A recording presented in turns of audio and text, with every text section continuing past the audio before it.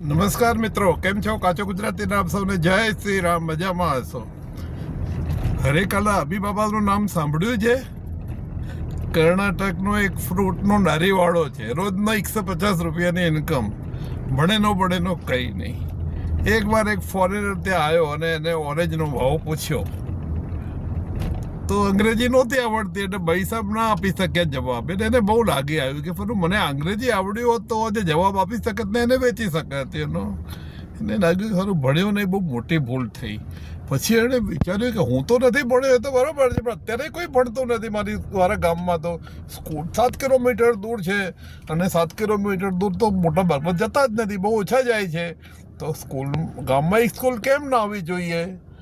પૈસા કોણ આપે સ્કૂલ બનાવવાના? એણે રોજ 150 રૂપિયામાંથી સેવિંગ કરવાનું ચાલુ કર્યું અને પૈસા ભેગા કરીને એને પછી જે ડિસ્ટ્રિક્ટ એજ્યુકેશન ઓફિસરનો કોન્ટેક્ટ કર્યો કે સાહેબ મારે અહીંયા સ્કૂલ બનાવી છે, હું ફ્રૂટ વેન્ડર છું અને મેં આટલા પૈસા ભેગા કર્યા, તમે મને હેલ્પ કરો. ડીઈઓ ખુશ થઈ ગયો એનો. એમણે બી સપોર્ટ કર્યો અને બીજા ગામ લોકોના સપોર્ટથી ત્યાં પહેલી સ્કૂલ થઈ એનો. ખૂબ આનંદિત થઈ ગયો એનો. અને પછી સ્કૂલમાં ફેસિલિટી વધારતો જ ગયો. એનું હજી સુધી ડોનેશન ચાલે છે.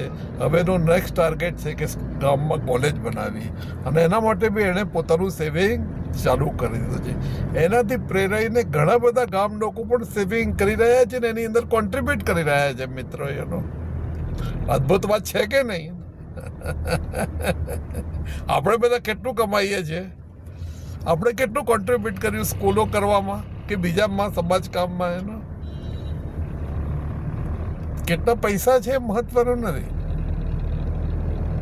આપણો શું ઇન્ટેન્શન છે, આપણી શું દાનત છે, આપણી શું ભાવના છે, એ મહત્વની છે. અને ભગવાન ભાવનાના જ ભૂખ્યા છે. ભગવાન બીજું કશું જોતા નથી.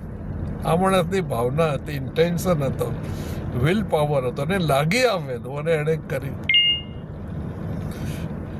હવે આ વાત એકદમ નાની હતી. માણસ નાનો, વાત નાની, ગામ નાનું, સ્કૂલ નાની, બધું નાનું. પણ હવે બીજેપીની ગવર્મેન્ટ છે, નાના નાના મોટા માણસોને ઓળખતી થઈ છે અને એનું નામ રિકમેન્ડ થયું ગામમાંથી અને પછી શહેરમાંથી અને પછી કર્ણાટક ગવર્મેન્ટમાંથી અને એનું નામ એક્સેપ્ટ થઈ ગયું અને એને આ વર્ષે જ પદ્મશ્રીનો એવોર્ડ મળ્યો છે. આ મજા આવી ગઈ ને સાંભળવાની. આ છે બીજેપી ગવર્મેન્ટનો જે ડિફરન્સ છે ને, આ છે એનું. પહેલા બધા ફિલ્મ એક્ટરોને આ બધા એવોર્ડ મળતા હતા, હવે સામાન્ય માણસો જે રિયલ લાઈફ હીરો છે એમને મળે છે. આભાર. Thank you so much.